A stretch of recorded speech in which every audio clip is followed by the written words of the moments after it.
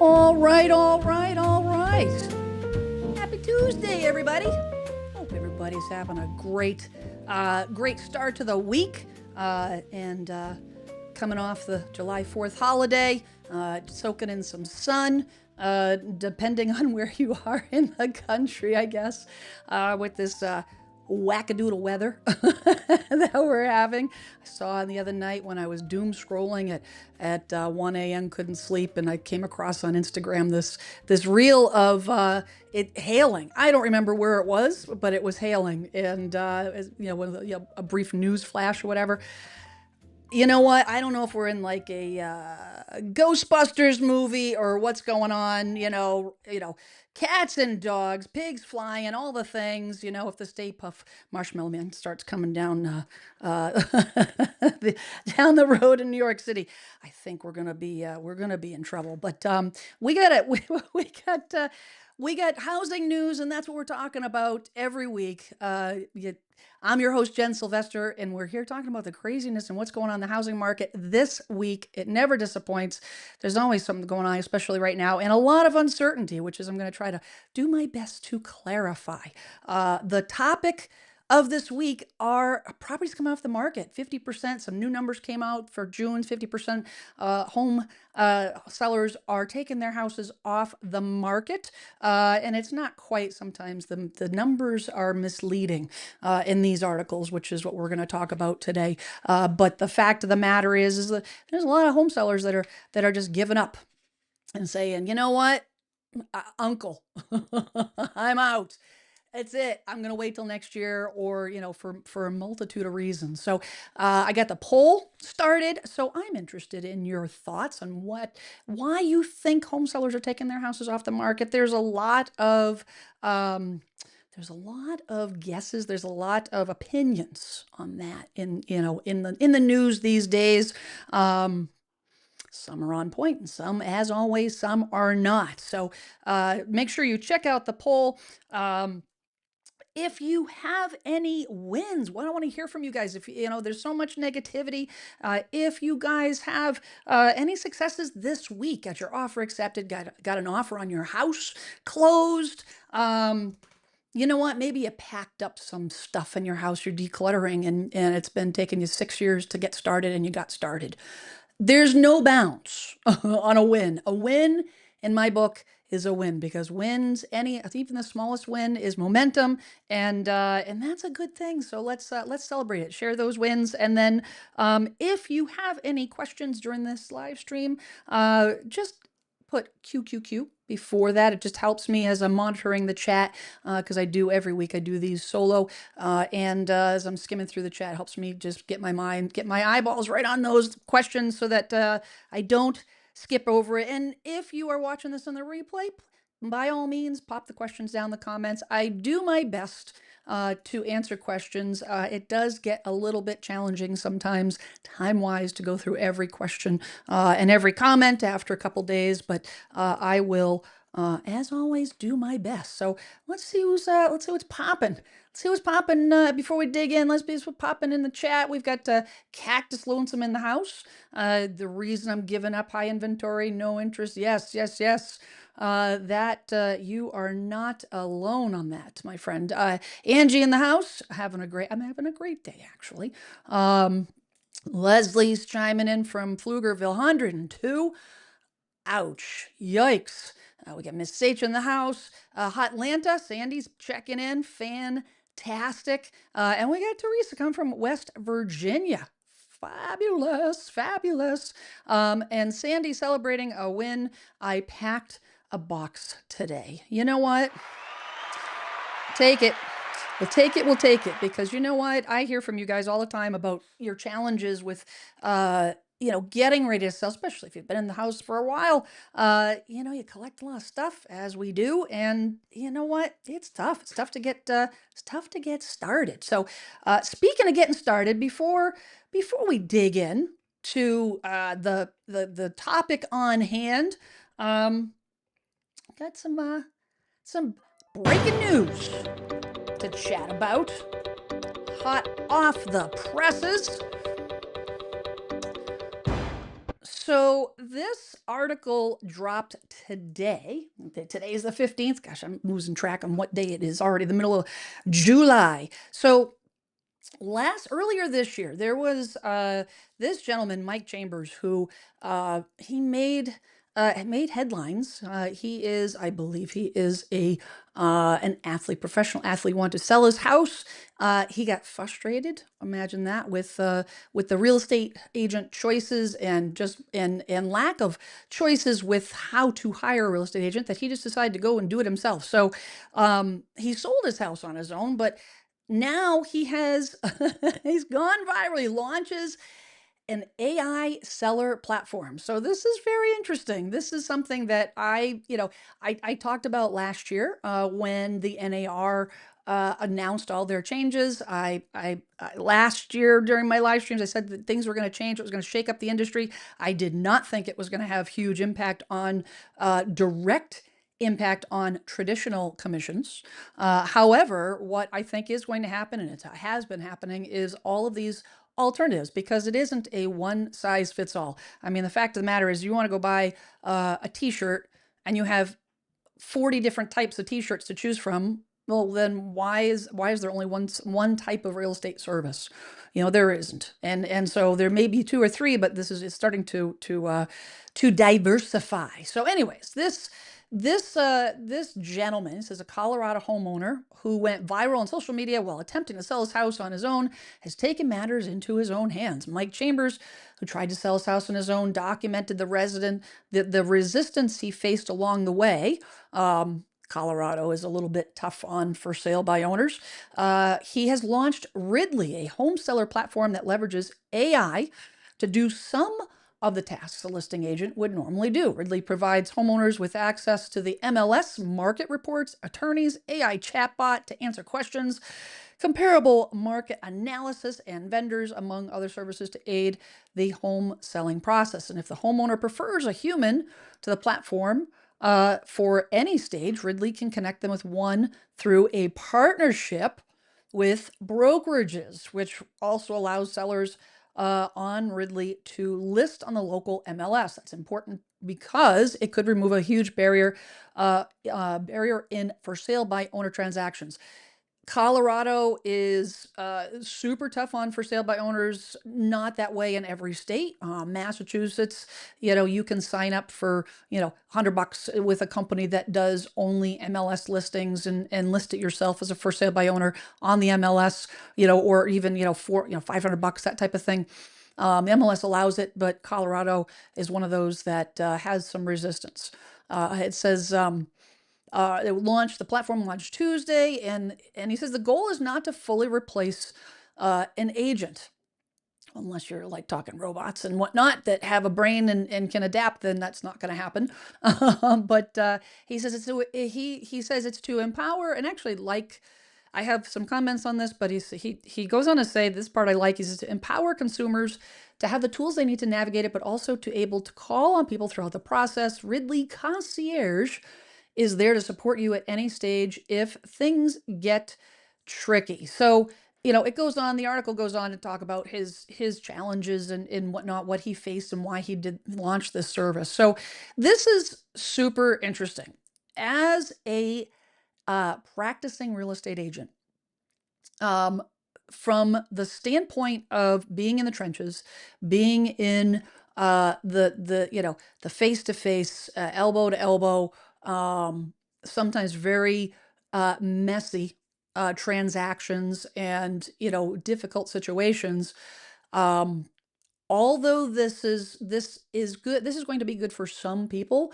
It will not be necessarily good for everyone. You've got to be very careful, I guess is what I'm saying. You got to be very careful in terms of really looking at what it is that you are looking to do. If you've bought and sold many, many, many properties, you know how to navigate the process, you know how to negotiate, you're familiar, you're comfortable with it, then this might be a great solution for you.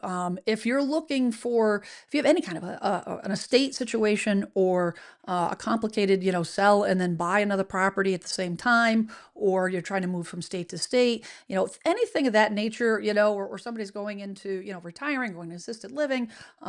There's a multitude of reasons why a real estate transaction can get a little bit tricky. And the thing of it is, it's not just about on the selling side, it's dealing with it on the other side. It's on the buying side, because either side can be prickly. It can be a little prickly. So, but the bottom line is you know what? I'm a fan of choices.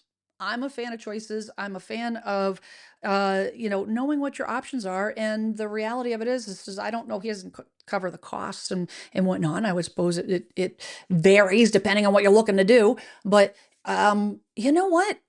Depending on where you are in the country, this might be a good alternative. And honestly, it might be a bargaining chip for your when you're sitting down with an agent, maybe, possibly. It's just I like having options. I definitely like having options. Oh, jump over the chat here, see what's happening. Let's see. Angie says home sellers, I think, fall into two categories. Those who think, as far as what we're going to be talking about today, those who think they won't get as much as they need for their house, and those that have no problem waiting due to lots of equity or no or low mortgage. Yes, yes, yes, yes. 100%.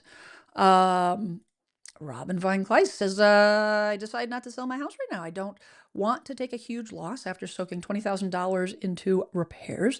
I won't even make enough money to buy another home with cash only. We're going to talk about that today, because that is a serious issue. Let's see.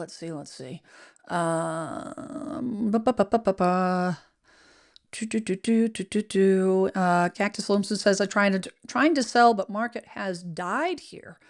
Yeah, there are, depending on where you are, things are becoming very tough. And welcome. Totally exhausted from the declutter downsize work to be done, feeling a bit overwhelmed. That is normal. That unfortunately is a normal part of the process. Momentum. You've got to pick the pace that is comfortable for you. That may not be totally comfortable, but you have to, as long as you're moving forward, I think that's the biggest thing is as long as you're moving forward, not trying to keep up with something you see on YouTube or HGTV or what you should or shouldn't do. You got to pick your pace on whatever it is that, the pace at which you need to move at to get it done. But as long as you have progress. Fabiano, good to see you. Thanks for chiming in. Thanks for being here. Yeah, Cactus Loan says, a year and a half to declutter and stage my house. You know what? This is why I'm a big fan of starting early. 100% starting early. Clark, good to see you, my friend. And we got Mr. David Matney in the house as well. Good to see you guys. 100%. Chicky says, a home up the street from me sold for $490,000 and it needed an overhaul, completely outdated. You may have mentioned where you're from, Chicky, and I don't recall. Let me know where you're chiming in from, because 790,000 is gosh, it could be well, yeah, it could be anywhere. Because if you're in California, there's a lot of changes happening in California. Still, the market softening, but prices have a ways to go. All right, sorry about that, guys. I got my tea. Those I don't lose my voice. Well, let's dig right in. We're gonna dig right in. So this is the latest stats according to Realtor.com. Delisting surged nearly 50% as sellers who can't get their price quit the market in frustration. The article says after failing to find a buyer at the price they think they deserve, can be careful with that word. More sellers are pulling their listings off the market altogether. Delistings jumped 47% nationally in May from a year ago, and a sign that sellers would increasingly rather wait than negotiate, according to the Realtor.com economic research. Year-to-date, delistings are up 35% from the same period in 2024. The increase is partly due to the overall expansion in active inventory, which was up 29% from a year earlier. Newly listed homes have increased 6.2%, but remain flat the last 2 months. Still, delistings are outpacing new listings, with 13 homes delisted in May for every 100 homes hitting the market, up from 10 in the spring of 24 and 23 and just 6 in 2022. So yes, inventory is going up, but people are taking their homes off. This is something that I think is misleading with the information that's out, in the masses and on the news networks, and they're talking about inventories going through the roof. It's a buyer's market. It's a buyer's market. All these things. You know what? I think it's misleading. I don't think it's as much of a buyer's market as they're making it out to be. Because if it was such a heavy buyer's market, buyers would be jumping back in, and they're not. And the reason is because people are staying firm on their price and they're pulling their houses off. So yes, the inventory is jumping up, but guess what? It's jumping back down because they're taking it off the market after a month, 2 months, 3 months. So it's a little bit misleading, in regards to what is actually happening. It's not as good. It's not accelerating as much as the news is making it out to be. It says the increase in delistings follows a surge in price reductions as some sellers with unrealistic expectations faced a softer market with limited buyers. Now it seems that sellers would rather wait out the market than accept a lower price for their home. Well, we've been seeing this. We've been seeing this happen for months and months and months. And, the reasons why the prices keep ticking up, month over month up, 1%, 0.1%, 0.2%, so on and so forth. And as opposed to nationally depreciating is not because the value is increasing. It's because the listing prices, sellers are not they're not willing to face reality on what's actually happening in their market.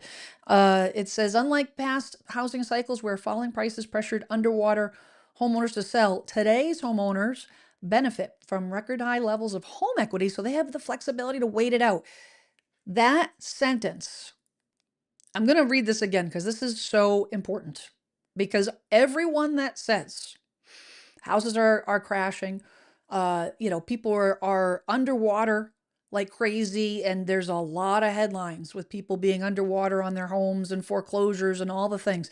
And no doubt, but that's happening, but that's for an entirely different reason, which we're going to touch on in a second. But this line, unlike past housing cycles, they're referring to the great financial crisis of 06, 07, 08. That was when we actually had underwater mortgages. We don't have that now because these homeowners benefit from record high levels of equity. So they have the flexibility to wait it out. So the inventory that's building, a lot of those sellers will just take a step back. They may not want to. There will be a contingent that has to sell.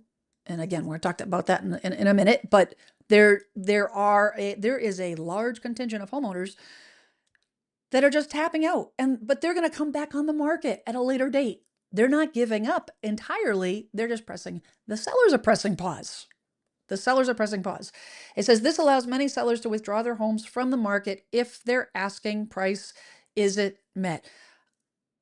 I just want to take a sidestep on this. I'm going to touch on something. I've talked about this before. And I talk about this with my home sellers all the time.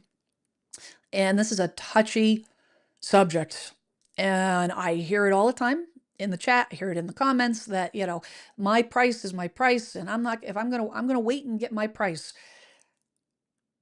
There's a difference between having the price that you're looking for to meet your financial goals and actually determining what the market price is. The buyers determine the market price. The seller does not. If you are serious about selling your home, you got to take a hard look at what buyers in your area paid in the last 30 days. Period. Period. And it doesn't matter how much you put into the property. And this is hard. This is you know what? This is not does not give me pleasure to say I know you put $20,000, $30,000, $40,000 of renovations in, and it does not increase your property $40,000, so you will lose money. You cannot force a buyer to overpay for the house. Period. And so who controls the sale price at that point? The buyer. You absolutely have the choice to step out and take your house off the market, which is exactly what these folks are doing. And eventually, the prices always rebound, but be prepared. If that's the mindset, be prepared to wait, because the swing, we're in the downswing now. The upswing will come, but it could be 5 years, 6 years, 7 years. It could be longer. So if you're okay with that, then stay, hunker down, wait it out. But if you're not, you may have to take another look at your take a look at your situation, take a look at your budget and your overall plans. I'm going to talk more about that in a few minutes. I'm going to check over here in the chat, see what's going on. Chickie's in San Diego. So the fact that you had a house for $790,000 and it needed a complete overhaul completely makes sense. Completely makes sense. 100%. Rijo, I hope I'm saying that correctly. I sold my house last week after a 6-month process. 2 buyers backed out from multiple offers, so I'd reduced the highest offer slightly to close. I'll celebrate when payment clears. I will keep my fingers crossed for you. But you know what? Good for you for sticking it out, because if the goal is to get out from underneath the house, or move on, or maybe you're going to a certain area, they're selling your house because you have a goal of living in a different area, relocating, whatever the reason being, good for you for sticking it out, because this market is not for the faint of heart, for sure. So congratulations on that. Oh, you know what? We'll give a little cheering on that, because that deserves a little cheering. Woohoo! Angie says, let them delist it. Will help the other sellers. Maybe. The buyers are in a standoff right now. The buyers are in a freeze. I don't know that will help the other sellers.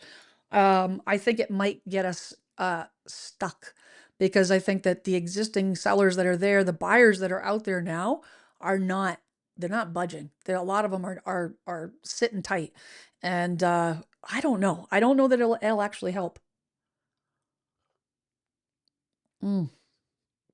Let's see. We got Manuel says, you're missing the number one reason.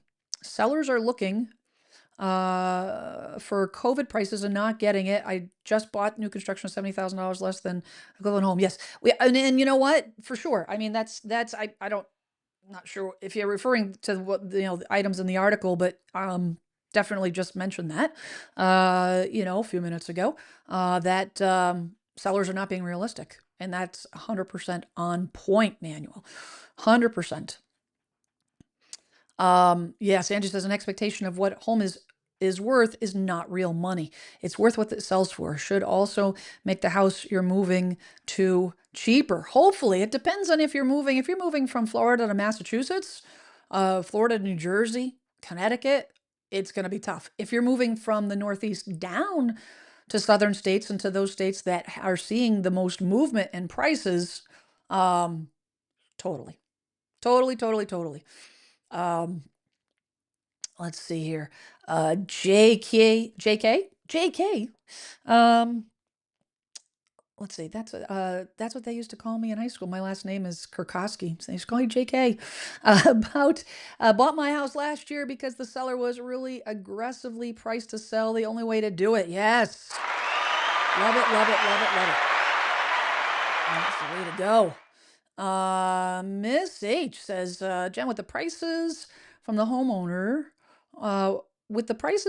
are higher for buyers, that stops some buyers. And if not, understanding how tax insurance work scares some. It would scare me if I was a new buyer. Yeah, totally. 100%. there is well, there always is a lot of misinformation. There's a lot of lack of information with home buyers jumping in and getting into things, and that's been the way it always has been. Buyers getting in over their head without doing uh, the proper research. The only thing I would add to that is that the one thing that I've seen, and having been in this industry for almost 30 years, I've obviously seen a lot of changes. Got licensed in 1996, and how the buyer behaves has substantially changed in their habits and buying habits and how they approach, home buying. On one hand, we have the advent of computer and the internet and so much more information available. The buyers that I work with today are far more educated, far like 10 times more educated than they ever were. They know often about the properties when they come on the market, more often than not, way faster than I do, because they're out looking every day. But on the flip side, I think that because the internet was not available back in, 20 years ago, 25 years ago, um, buyers did more work back then. They did more homework, they did more learning, they were more paying more attention.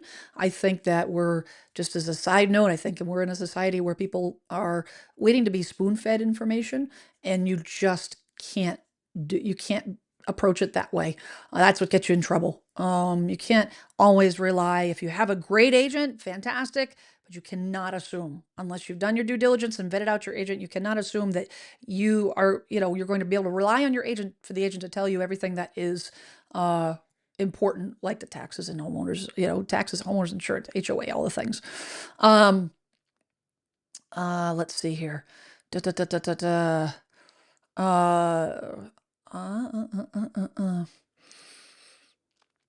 Amanda says the other question I have is what are the home equity loan stats? Did some people repeat the 2007 use my home as ATM again? So I don't have. That's a good question. I've been kind of watching that. I don't have exact stats, updated stats on that. I would say that they are not quite as bad. Credit card debt, student debt is actually that's the debt that is on the rise, and that is the debt that is causing the delinquencies at the moment. In across the country, not as much. We have not heard as much on the home equity line on the side. And I think part of that is that those that may have taken some home equity, especially during COVID, to do renovations and so forth, the interest rates are ridiculously low.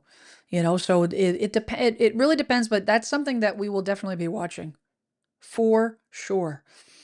The stream is the wrong time of day. You know what? I might change the time of the stream at some point, but this is the time that it works for me. So Chicky's on plan to move to Rhode Island. You might find your Rhode Island prices are just as high, maybe a little lower than San Diego, but for sure, Rhode Island can be challenging anywhere in the Northeast, depending on where you are. If you're down in the burbs, maybe not so much, but not as much. But copper, I'm not even gonna say it. I apologize. Says hi, Jim. My dad, 75, is looking to downsize. We are considering selling his place and me selling my house and moving in together. Very, very common scenario these days. What should we be looking for to be able to? What should we be looking for to be able to each have our own space? I think you need to decide and define your own space. That's the first thing. Are you looking for an apartment, like an in-law setup? Then that's what you need to be looking for. An in-law setup would have kitchen, separate entrance, full, bathroom. Basically, it's an apartment. It's a separate apartment within the property. If you're another alternative to that would be, and a lot of states are adopting this. You can, Massachusetts actually just jumped on board this year and legalized ADU, accessory dwelling units. You can have legally a separate property, separate home, a modular home, small modular home that is a standalone, on the property with no special, permitting. That in Massachusetts, you got to check your state. But if you have if you have a property with a lot of land, and your utilities will support it, that might be an option. But if you're looking for separate space and you're going to be sharing a kitchen, but you just want to have, maybe you want to have a master suite, like two master suites, or at least, allow it so that allow a floor plan to allow you each to have some privacy, then I would look for something with a first floor master, especially for your dad, first floor master, and then having it on preferably two sides of the house. That's what I would do. But you gotta decide what it means to you. What's important to you. Let's see. Unith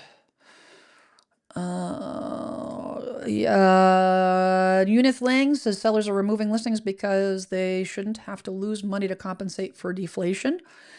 Well, I'm going to go back to what Angie said earlier, which I totally agree.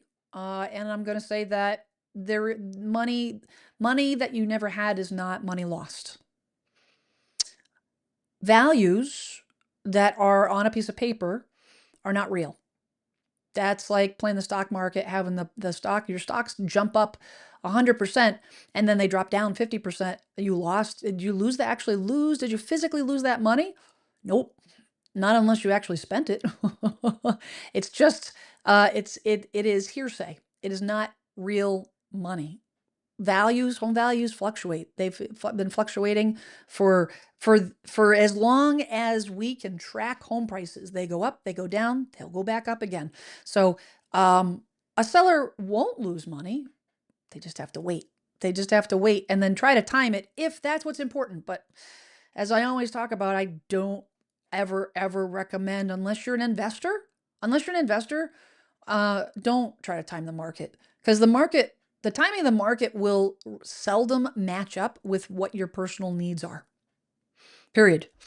You're in a house that has no first floor amenities, and you need to get out of your house with stairs.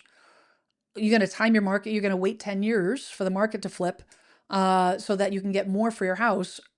Keep in mind, you'll be paying more on the buy side too. Potentially, again, depending on where you're going to move in the country. But how are you going to time that with what your personal needs are? Maybe in 10 years, it'll be too late. Maybe in 10 years, I can't wait a year.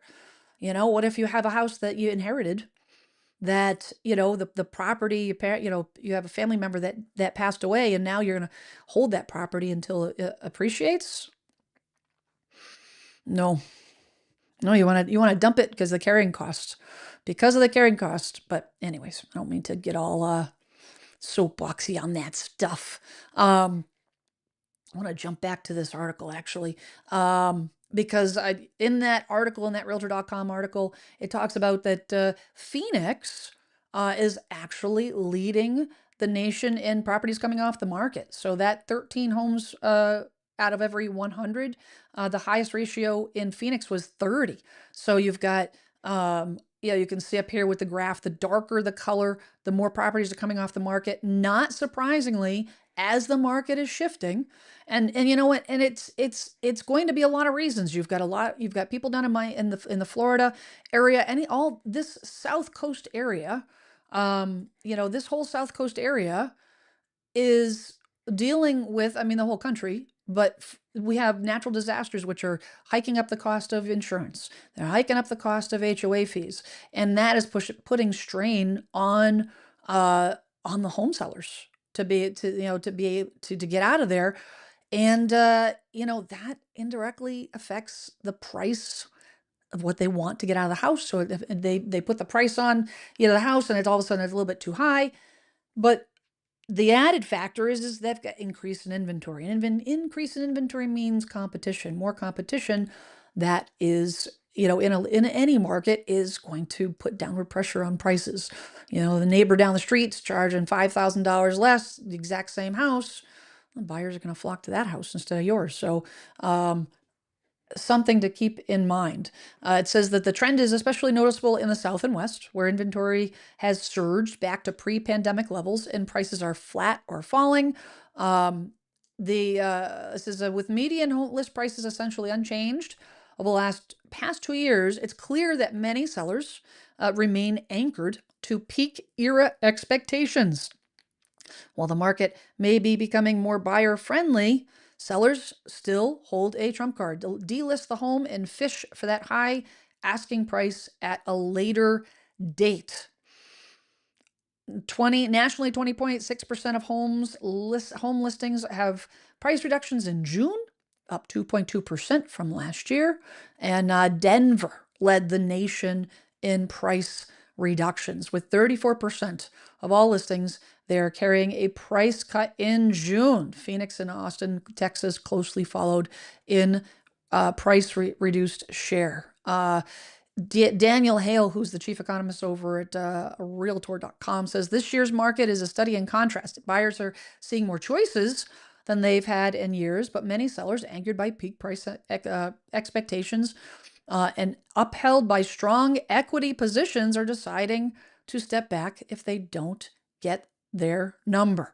And that is the state of that's exactly what we're talking about.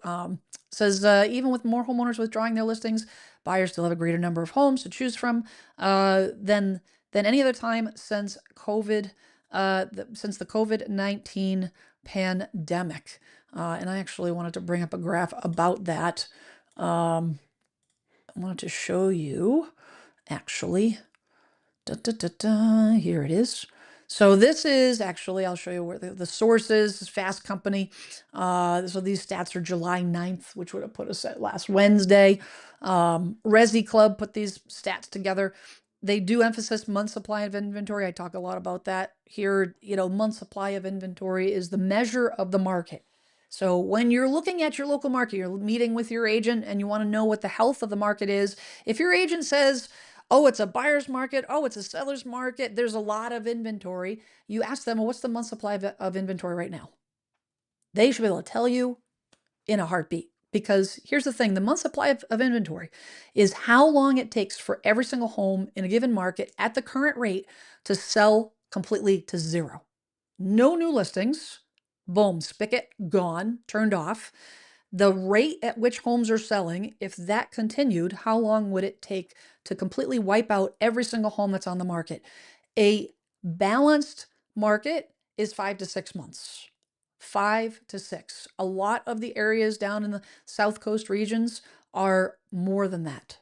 Okay, a lot more than that. If you're in an area that is 6, 7, 8, 9 months of inventory, you technically have a buyer favored market. You have a buyer's market. But if it is, 3 months, 2 or 3 or 4 months of supply of inventory, and the agent is saying, oh no, it's a buyer's market, it's a buyer's market. Not yet. Doesn't necessarily mean you have to overprice, but you got to be very careful. It's just good to know. I want you to know these things. Where is inventory headed into the summer? So it says we expect, this is according to Resi Club that crunches all this data. It says we expect national active inventory to approach pre-pandemic 2019 levels in the second half of 2025. It says national active listings are on the rise. Nationally, we're still below 2019 levels. Negative 11.3% below June 2019. Tight-ish. I love that. Still Midwest and Northeast still very tight-ish. I will tell you, in the Northeast, where I'm at, Massachusetts, I'm in the South Coast of Massachusetts, we are seeing a shift. It's a softening. It's not a crash. It's not a plummet. I lived through, survived the crash. Okay, every adjustment in the last 30 years I've worked through, and this is not it by any means. It's a softening, a very, very slow softening. And that is what's happening across the country. And the numbers, this graph proves it. And what I'm talking about here is this black line, okay, is the inventory appreciation. Now you say, "Oh my gosh, holy cow, we went from January 829 homes up to 1,036,000 homes in May." Well, let's look a little closer at how that appreciated. If you look at between April and May, we went from 960, okay, up to just shy of 1,040,000. So it's about 80,000. So if we took that number and we looked at, say, the stats of 2018, pre-pandemic, before things went bonkers, April, 1,100,000. Of course, more inventory. That's what the graph shows, but 1.1, and it went up to 1.156. That's 60,000. 80,000, 60,000. Yes, it's going up faster, but the degree at which the news articles are talking about is not as dramatic. You'll see how this is the normal flow of all markets. You're talking just 2017, 2018, we've got 2020, which was, do we really need to talk about 2020? 2019, it all is the upward. Now, some were slower than others. 2019 was definitely a slower upward trend, but 2017, April, April, a 1.1, it's almost 1.2 to 1.253. So you're talking about almost 60,000 homes in 1 month. Same with March to April. So, I mean, you get the drift. You get the drift. You get the gist, I should say. Use my own analogy, proper analogies here. Terminology. 892 to, if I can get this thing, sorry, this thing is kind of touchy. So 60,000, what's that, about 60,000, 68,000, almost 70,000 from March to April. Where you're talking 1.172, 1. So there is definitely a big swing. If we look at 2018, that's 60,000. Right? No, about 40,000. Excuse me. But the fact of the matter is, the point I'm trying to make is that, yes, we see during pandemic, even 2022, look at this swing up, 2022, and it's kind of flattened out a little bit. The gist I'm trying to make is, yes, things are changing. The market is softening. It is not crashing. We're not on the verge of crash. Now, how far will this go up? That is a thing that we need to watch. Now, according to these numbers, it says if we remain on the current year-over-year price of inventory growth, if nothing happens with the current administration to alter the course of available inventory and building, if nothing happens with the Fed and what happens with the interest rate, if not all of these things, if taxes don't change, if taxes don't come down, keep in mind, side note, home property taxes, okay, what you pay in your tax bill is related to the value of your home. And yes, home tax bills typically don't come down, but from my experience being a homeowner for over 30 years, what will happen is they will adjust the rate and they will soften so that there's virtually very little adjustment on the taxes. Because what will happen is if your property tax, the reason why everybody's in a pickle right now on the taxes is because the tax values, the value of your home for the assessment purposes, has reflecting what happened in the pandemic. Well, as those prices flatten and maybe come down, so will your taxes. It's not going to be an overnight shift. It will not. But this number, this is like to me, this is the worst case scenario. And we'll see what happens. It says if that happens by next year, this time, will it be at 1.3 million? Still shy of where we need. 1.4 million nationally is what would need to have a balanced market. And then a year from June, 1.567 million homes on the market. If we get to that point, we're going to see some serious price fluctuations, big time. But this is assuming nothing changes, which, if we know anything, if we've learned anything, everything changes. Just blink, and it'll change overnight. All right, let me see what's going on over here. Don't want to ignore you guys over in the chat. All right, make sure you drop your questions in and all the stuff. I went back too far.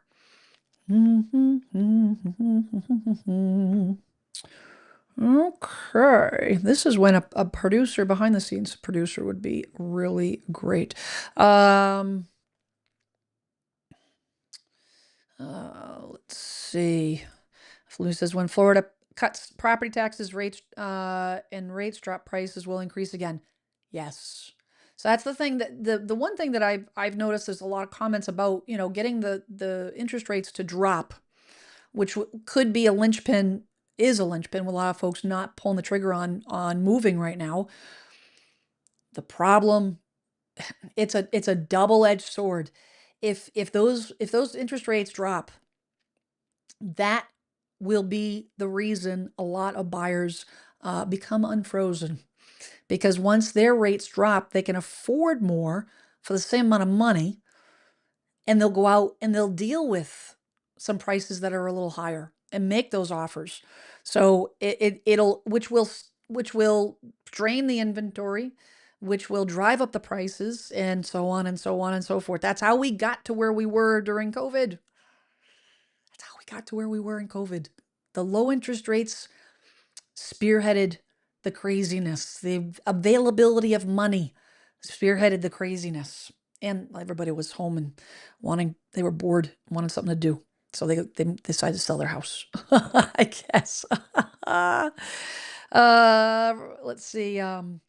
Says after receiving 3 offers, I removed the listing. Big mistake. The buyer then canceled or only removed the listing after the payment is done. So here's the thing is that can be tricky. And the reason being is every MLS is different with their policies on how it is reflected in the online websites. So for example, in Massachusetts, when a property, when an offer is signed, the MLS requires the status to be changed within 24 hours.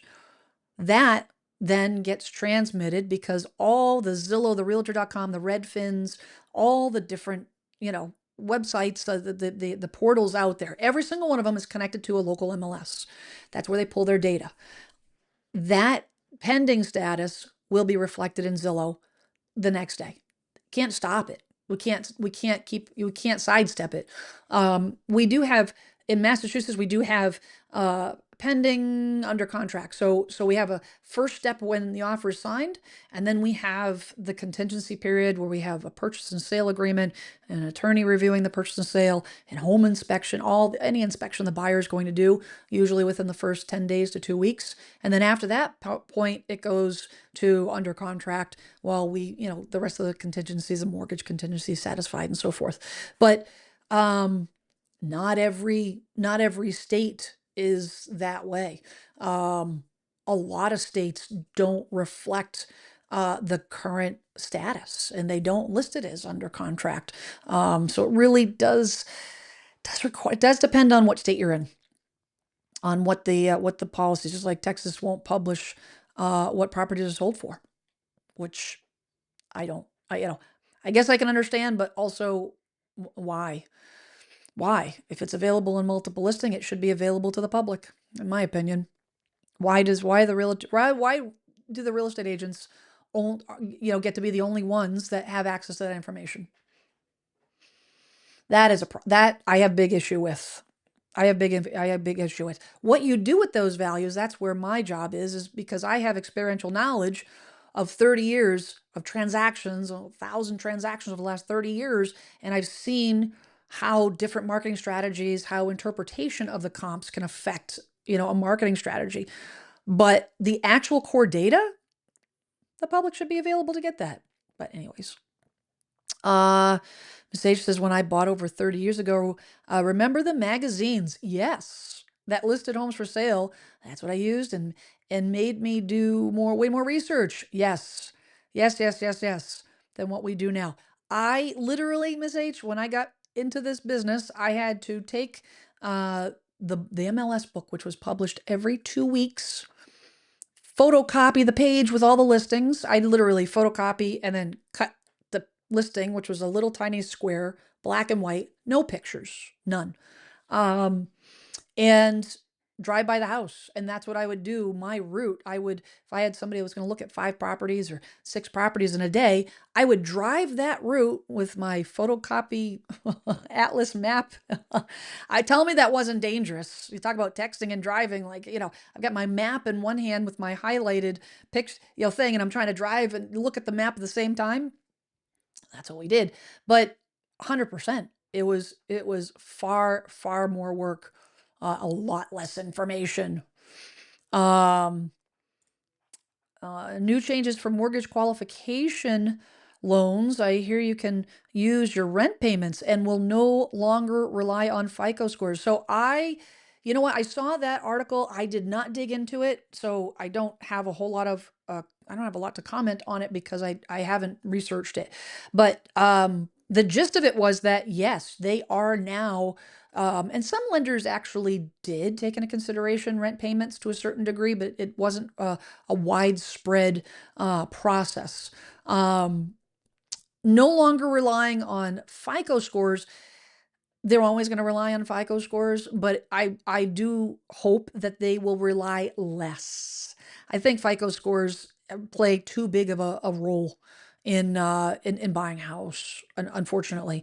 If you have, at the end of the day, my opinion is if you have a history of making a housing payment and you have demonstrated that you can make a housing payment, what risk does that put the bank in? When my daughter was in college, I think it was her first year in college. I think it was her first year in college, maybe second year. I had one of the loans, required monthly payment. And I got busy with work and I'm helping her out the best I can. And I was making payments while she was in school, and I missed the payment. I was super busy with all, life, and I missed the payment. My FICO score dropped like 25 points because of a late student loan payment for my kid. And I was literally one day over the grace period. One day.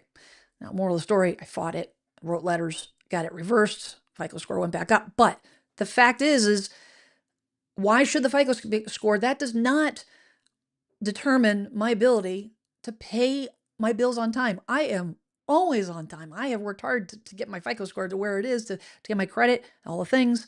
I don't have debt, besides a mortgage. Worked very hard. That shouldn't be the determining factor of whether you should be able to get your foot in the door or not, and whether you're a risk to a mortgage company or not. That's my thought on the situation. Let's see. Manny says, I was looking in Mass in New Hampshire. The place I got in the South was almost $150,000 less than the equivalent up there. Yup. Because of my credit, the builder even bought down the mortgage to 5.5% for life. That's a great rate. That's a really great rate. I don't know when we'll see that rate. I hope we see that rate again, but that's really, really. This is the thing. If you are persistent and buying right now, if you're looking to buy a house, it is not for the faint of heart. But man, you dig in and you're persistent and you look for the deals. They are out there. They are definitely out there. It's just a matter of being patient. Patient. Let's see. Let me see. What TV show is that Tune Jen keeps singing? Geez. What TV show is that Tune Jen keeps singing? I don't know. There's a lot of songs in my head. I don't know. Which one does it? I don't know. It depends on what point in time I was singing it, I guess. No,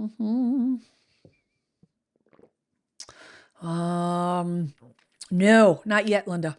How many ladies do you have to talk about? Yes. Nope. We're going to get into that. So, I actually wanted to switch gears because I've had I got a couple questions that came in, and I wanted to touch on these questions because sometimes you guys reach out. If you've reached out, just as a side note, if you guys have reached out to me, filled out that Ask Jen a Question form, and I have not responded, I have not forgotten about you. I am just inundated right now. The market is we're in a busier time, and a lot of balls in the air and so forth. I'm doing the best I can do, and I will get to you eventually. I feel terrible. Trust me, every night I go to bed, and I go, I wish I could clone myself. But nonetheless, um, one question that came up, I got a couple that I want to just read and comment. So, this viewer, which will not divulge names here, but I think it's applicable to a lot of folks watching. It says, they said, I am 68. My husband is 70. Our house is paid off and we want to scale down. You talk about not selling without knowing where you are going, but we cannot buy something without selling our house. We feel stuck. Um, Give me an amen if you feel like this the same way, because I bet there's a lot of you that do. We were thinking about listing without knowing where we will be and figure it out, but you advise against this. I do. I absolutely do. We live in a very desirable area with low inventory, so I'm sure our house will go fast. We have been looking around and properties are still going pretty quickly. And if we see something we like, we would have to get a bridge loan and don't know how that will go. I do have an agent that we are working with, and she said we can sell with a contingency that if we can't find a place to live, we can get out of the contract. Thoughts? Okay. Oh, I have many. I've got some advice on this one. So, number one, the number one thing that I'm going to caution you, please, please, please, please, um, do not put your house on the market without a plan. Do not put your house on the market without a plan. That sounds obvious, but trust me when I tell you it happens every day. Listing agents will the 80%, the 20% that I talk about, the agents that are ethical, put your needs first, professional. They outline the options. They won't let you jump into something unless you have a plan. But there are plenty of agents that just don't give a hoot. They do not care, and they will allow you to list your house for sale without a plan. And I have had plenty of folks that reach out and say, "Okay, we're looking to buy a house. Great.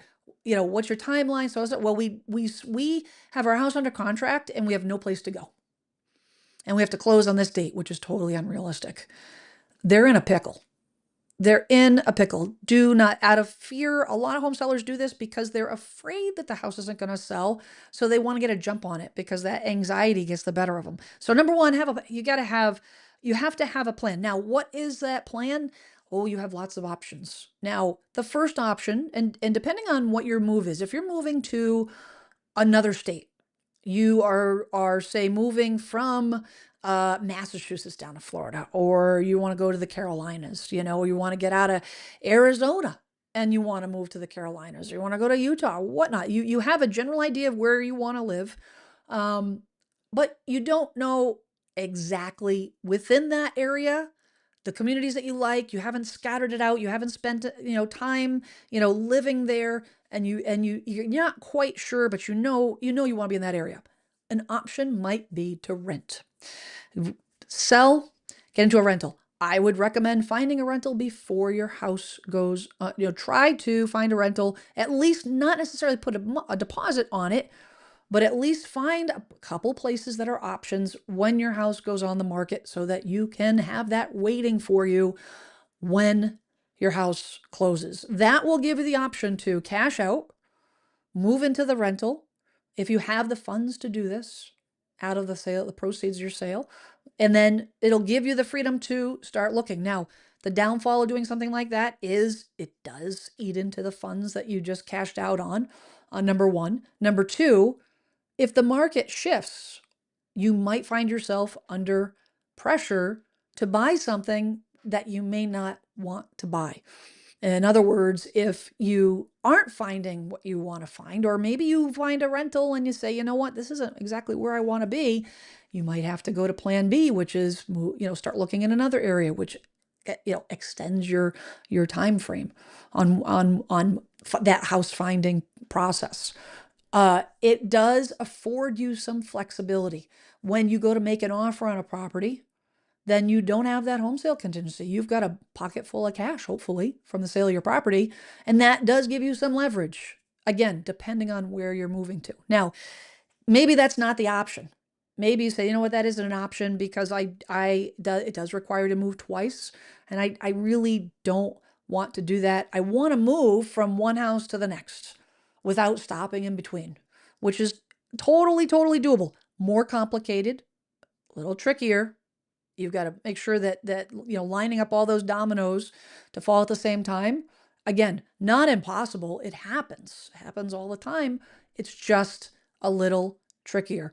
That in that scenario, the agent recommending a contingency, make sure that that contingency says subject to the seller finding suitable housing. Not within a certain amount of time. It's just an open-ended contingency that will protect you if you can't find another place to live. Couple things to keep in mind with doing that, though.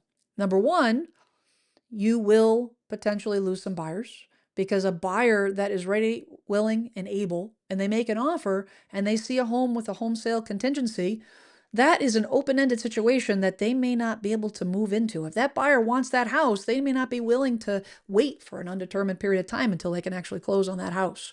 And that could be a deal killer. That could lower your exposure. The other thing is when you have a home sale, a finding suitable home contingency on the listing, that typically gets renegotiated when you have an offer. Very seldom. I went through this situation just recently. I was representing a home buyer. The home seller had this in place. They wanted to transfer that to the contract. That almost never gets transferred as is to the contract as an open-ended contingency. Why? Because the buyer is putting out money for the attorney, money for the mortgage, for appraisal, application fees, inspections, and that's a lot of money to put on the line, and having it at risk that the seller may decide, I can't find something to buy and I'm taking the house off the market. And now that buyer's out, not only the house, but all that money. And finding a buyer that's willing to do that is, especially right now, is going to be tough. So that's why they will typically renegotiate and put an end time on that. So you say, okay, we're going to give the seller 2 weeks or maybe 30 days, to find suitable housing. Keep in mind that it'll likely come with a contingency for the buyer as well. The buyer may have that option of backing out and not do a home inspection up front, not do, appraisal up front while they're waiting for you, because what if you can't find a house to buy? So that is, a possibility. And then the other option to consider, yes, you can do, actually, there's two more options. You could do a bridge loan. And a bridge loan is it's basically a loan that allows you to buy both. You're going to have two mortgages. If you don't have a mortgage on the first property, that's a non-issue. But if you have an outstanding mortgage on, let me see, did you actually mention that? Okay, so your house is paid off. You do not need a bridge loan on this particular. If your house is owned free and clear, you don't need a bridge loan. The bridge loan is only if you have an outstanding mortgage on the first house and you're looking to buy a second house before you sell the first house. So you go from house A, which is your own home, you have a mortgage, outstanding mortgage, whatever the amount is, it's going to sit there. Maybe you don't put it on the market. You go out shopping, you find a house you like, you make an offer, you get a bridge loan. The bridge loan is temporary. That loan covers the mortgage on the second house and to cover the mortgage on the first house temporarily until you can sell the first house. You got to make sure, if you're going to do that, you got to make sure you read the fine print. Make sure you read all the requirements. Is there a time period on the bridge loan? What the interest rates, what the penalties are, how do you get out of it? All the things. What are the terms? Big, big, big time importance. But if you don't have a house, if you don't have an outstanding mortgage, you can go shopping for the second house. Take your time. get a mortgage. Get a straight out mortgage on that property, on the second house, letting the lender know that you're going to be selling the first house. They might make that a contingency, but I have done that before where they make a contingency where this house will go on the market within a certain period of time. And then buy that house with a first mortgage and then sell the first house. After you complete the purchase on the second house, you go back, sell the first house, take the proceeds, make a lump sum. Make sure you can do that. Check with your lender to make sure that you can actually make that lump sum. Usually they'll require you to have that mortgage in place for a certain number of months before you pay it off without penalty. So just make sure that you can, check those terms. But that would be those would be the options. I hope that helps you. You know what? There's so many folks, that reach out to me. They do feel so many people across the country that feel stuck, and because they want to move, maybe they need to move. They need to get out from underneath where they're at, and it could be not always money driven, finance driven. It could be just they need to be near loved ones, or they need to get out of the cold weather. They need to get out of the Northeast, or whatever the reason. And they can't wait it out with waiting for things to change in their market. This might be a good idea. This may be maybe be some options for you. So let me just check and see what you guys have. See if you got any questions on this in the chat. Let's see here. All right. Oh, here we go. We have got a super chat. I got a new sound effect, guys. Super chat. Hey now, thanks for giving me a reason to use it. And thank you so much, Austin, for the super chat. I super appreciate you. It says, if the Fed drops rates, more delusional market testing sellers will flood the market mere than organic buyers will. This will cause prices to move further down as supply rises faster than demand. Thoughts? Well, I think that I potentially, but I think that if the Fed drops the rate, there's a huge thing that we need to keep in mind when that happens, and the difference between, or the relationship between the Fed and mortgage rates. One does not directly impact the other. The T-bill, the Treasury bonds, the market, stock market, okay, investor activity affects the market, mortgage rates. Usually when the Fed moves their rate, it will indirectly affect all of those things, and it'll trickle down to the mortgage rate. But oftentimes it doesn't. Last year, the Fed dropped the rate by a substantial amount, and the mortgage rate didn't move at all. And the reason being is because investors knew this was going to happen. They knew it was coming, and the mortgage rates actually dropped before the Fed adjusted the rate. So yes, I think a lot of sellers that are testing the market that aren't educated, I mean, that will always happen. Will they flood the market? I don't think that that's going to happen, to be honest. If we see market rates drop, I think what will happen is buyers are going to come out of the woodwork. I think that if buyers, keep in mind, the mortgage rates, if a buyer is approved for a certain amount of money and they can afford to make that payment, dropping the rate means they can afford to spend more at the same payment. They can afford to spend more at the same payment, which means if there are sellers out there that have delusional prices, the buyers may say, you know what? I'm done looking. I just want to be out of my apartment, or I just want to move on. I'll give you your price because I can afford it now.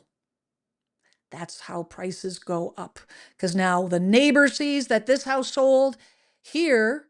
Previously, it would have sold here, but now this buyer bought it here. So the neighbor comes on the market and is like, well, if they charge that, I'm going to charge this, and so on and so on. And that's what happened during COVID. So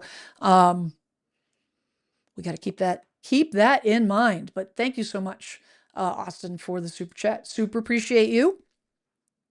I'm gonna just Do, do, do, do. I don't know if you guys are like when I do the humming and stuff in between. I honestly, I just think that that's like a stream of consciousness. It's nothing in particular. I walk around this house talking to myself most days, but who's judging? David says, "Are you seeing many people moving back to Florida?" Yes. So it's funny you asked that because I actually had a chat with a new referral partner. Um, Down in Osala and just north of the villages. And they're seeing a lot of folks coming down. And keep in mind, their busy period, Florida's busy period, their spring market, if you want to call it, is coming up. Their spring market is the end of the fall, mid-fall time frame when the empty nesters, not the empty nesters, but the snowbirds. A lot of folks go down and wannabe snowbirds, start hunting for homes. That's when most of the inventory comes on the market. That's when there's the most activity, and that's when people really start putting their houses on the market because they know this.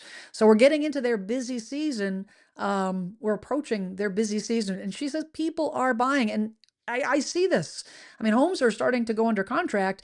Um, are there a lot of homes sitting? Yeah. Well, because of all the reasons that we talked about before. But it's not that nothing is selling. People that can afford the taxes, can afford the HOA fees, can afford the insurance. Um, there's a lot of money out there. The unfortunate part is what we hear about are the folks that have lived there for decades that are on fixed income and cannot afford it. They're being priced out, and the folks that have more liquid cash are coming in to replace them, unfortunately. Mm-mm-mm-mm. Let's see. Nancy says sometimes it's the agent not being realistic. Yes, indeed. And convincing sellers to shoot too high. 110%. I relisted recently with one Jen referred a realistic price had an offer at that price within 3 days. Oh my goodness. And thank you for saying that, Nancy. Thank you, thank you. And it's not about the referral, it's not about me. It's the fact that that demonstrates the difference between an agent that knows what the heck they're doing and one that does not. There is a difference. There are a lot of crappy agents out there. I had one that emailed me earlier defending their position. Most agents are good, she said. I did not respond because I totally disagree because I see this every day. I see this every day, and just because they're not knowledgeable, it doesn't mean that they're unscrupulous. It doesn't mean that they're bad. They have bad intentions. They're just not professional. They don't study the market. They're not spending the hours required looking at not just the comps in the neighborhood, but the entire area, the entire county, knowing what's happening in your state to be able to give advice to the home seller. Um, that's the problem. So, but the fact that that I'm so that makes me tickled that I was able to help you, and I'm so happy for you. Yay, tickled. This is I'm one of them. I'm waiting for until my contract is up 6 weeks and coming off the market. Every other house is for sale here in Florida. We can't compete. It's tough. It's very tough. I think Daisy, it comes down to, here's the thing, and the thing that I would want everyone listening to this that is struggling to get their house sold right now. I want you to have this mindset. If your house was $1, would somebody buy it? Yes. If it was $5, yes. If it was $10, yes. You get the point. You go up that ladder, that price scale, until you get to a point where, oh, no, they won't, and then come back down a notch. That's where you should be. And chances are, if your house has been on the market for several months, you are not there, you're up here. It's not a lack of buyers.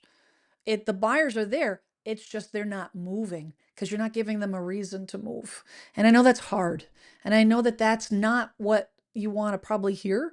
especially if you've put money into it, especially if you have a desire to cash out because you have a purpose for that. Maybe you can't buy in the area that you want to buy in because you can't get the money out of your house that you need.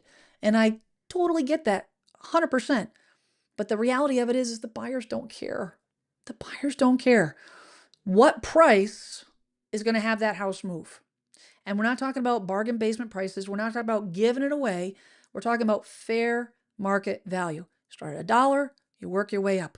Whatever that number is, back it down just a quick little scotch, put it on the market. I guarantee you sell it quick. It's about meeting the buyers where they're at. If you're in a situation like like you are, Daisy, in Florida, if you're in a situation any of the competitive markets in the country, and I'm speaking from experience. I've been there. I got the battle wounds to prove it. That is how you get the house sold. You're not bargain basement pricing. You're not, not so low. You start in a bidding war. You only need one buyer. So I tell my sellers, you only need one buyer. You don't need 10. We don't need 20. I mean, it would be nice, but it's not necessary. You need one. That's it. One good buyer. Um, do do do do do do do.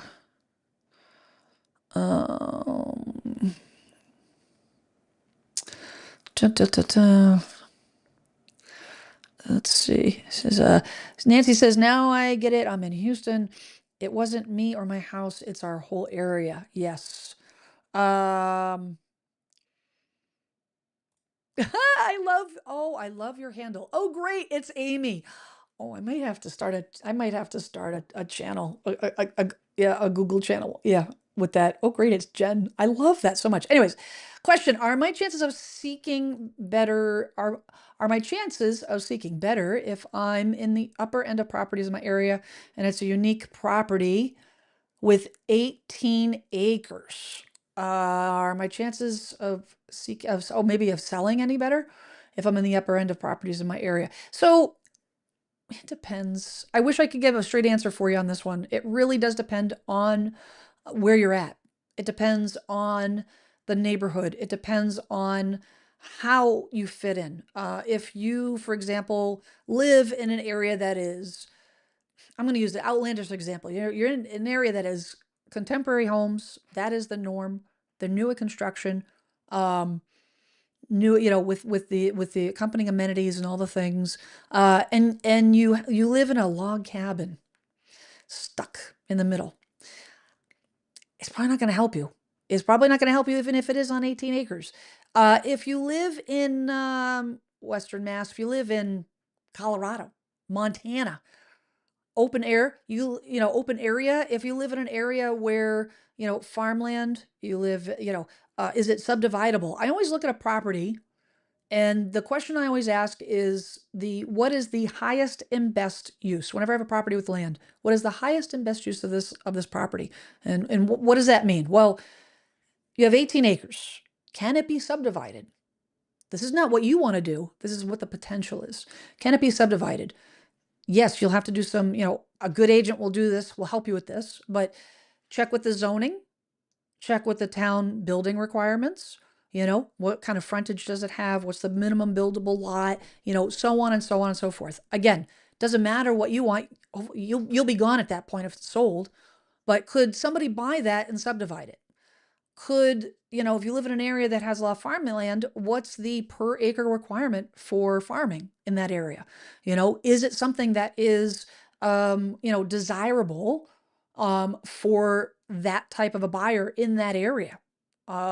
Is it in an area where privacy is super, super highly valued?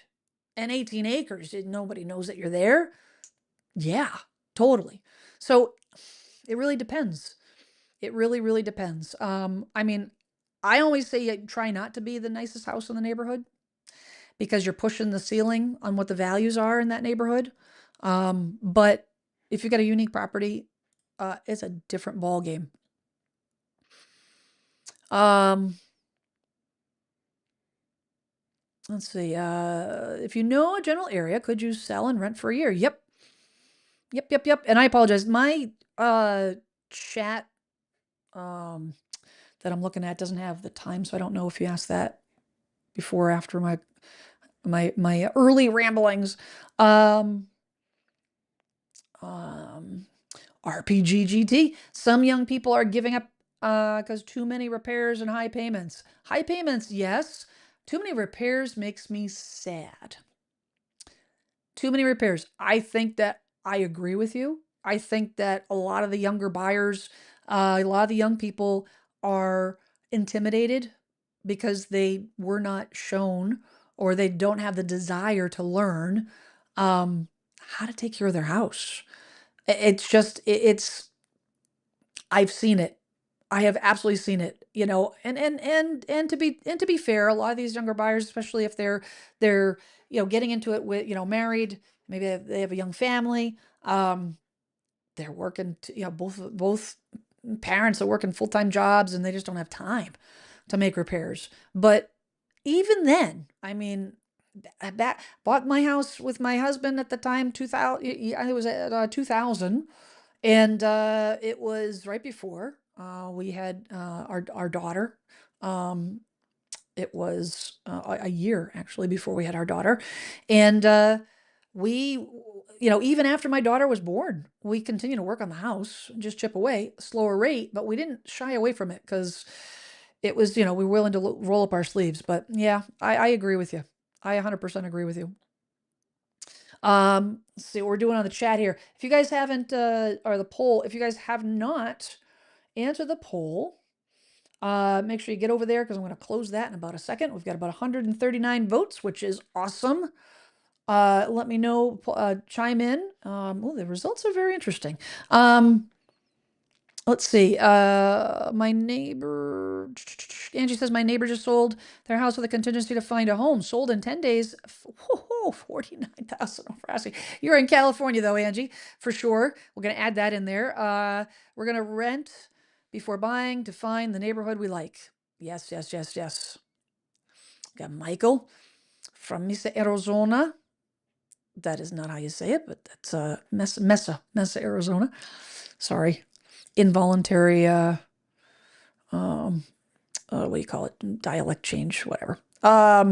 Yeah, I'm almost dinner time. Again, I'm getting a little punchy. Potpourri of Life with Laura. Handle. I love the handle. Thank you for saying that we are working towards selling it. Refuse to list until we find what we desire. Meaning there's a lot of properties that owners were not able to maintain. I think there's a huge opportunity for properties that need work. Tons, tons, tons, tons. Make sure you get a good home inspector. Make sure you're going in with your eyes wide open. Eyes wide open. Make sure that all the repairs are within your realm and your expertise and you're comfortable with that. That's the big thing. I always like to look for houses with good bones and cosmetically ugly. Those are the best houses because those are the ones you can chip away. Chip away, chip away. SRN Tex, good to see you. Got here late, listen to my home. My husband is actually cleaning his office. Well, good for him. God, office is a clean office is a good thing to have. Oh, this is a great suggestion. Take weekend vacations in the areas you're thinking of moving to or retiring to. Yes, yes, and yes. That is a fantastic suggestion. Very, very good. Let's see. Anita says, when prices soften, do you lose your choice of homes you can buy? I'm not sure I follow what you're asking there. When prices soften, do you lose your choice of homes you can buy? I guess if your prices are softening on when you're selling, it could potentially affect you on the buying side if you're buying in an area that isn't softening at the same rate. But if you're looking to buy in an area that's softening at the same rate that you're selling in, then you're just going to be moving equally. You're not going to lose out that way. The same thing goes for the appreciation side. Sell high, buy high, sell low, buy low. Let's see here. And oh boy. Ashley Trade says, I just told my realtor I quit. Oh, I love it. I love that so much. Good for you. Good for you if it's the right thing to do, because it sounds like you need a reset. If you've been on the market and you can't, and things are not clicking, you know what? I mean, definitely have a conversation with your agent. The other thing that I'm going to mention, and I had a referral, a viewer reach out and say that they were a little frustrated. They had their house on the market, and uh, that it had been, you know, weeks, and then not a lot of activity, and they were frustrated, and did they make a mistake with their agent? So because I referred her, I checked with the agent. I said, "Hey, what's going on over there? Well, what's the market doing?" And the feedback I got was the average days on the market, the median days on market was within the same realm as what they were at. What that means is you got to know your data. Just because when I say, oh, the house is priced right, it'll sell right away, it depends on your area. If the average time frame for a house going under contract in your area is 2 weeks, 3 weeks, 30 days, yes, if your market value's here, then you'll probably be, in line. I think the expectation, if you price it properly based on all the research, then I wouldn't be disappointed if the house isn't sold in 2 weeks. But if you want to speed up the process, lower the price. Lower the price. Yes, it's digging into your profits. Yes, it's less money you walk away with, but that's how you control the situation. That's how you control the property being on the market. If you have a pressure point of getting out of there, then that's what you need to do. However, if there's no pressure point, and I am very familiar with the anxiety level, having worked with hundreds and hundreds and hundreds of home sellers. As soon as you spend a year or more getting the house ready, you're watching the market, you're watching things change in the market, and you're finally at go time, and you feel like this thing has been like going on forever already, and you haven't even gone live yet. And then you finally go live, and then it's crickets. Super, super anxiety driven, a panic. It's not, that is a tough situation. That's when you take a step back and look at the data that the realtor gave you. Talk to your agent. Say, what's going on in my market? What's the time frame for people getting an offer? The agent should know that. You should know that. If you know it, go back to it, review it. And that does change month to month. It does change. It gets longer, it gets shorter depending on the time of the year, what's going on in the market, what's going on with market conditions and weather. I mean, if you're in the western part, if you're west of Austin right now, yeah, there's a lot going on weather-wise. There's awful things going on the outskirts. People might say, you know what, I'm gonna take my house off the market for a while.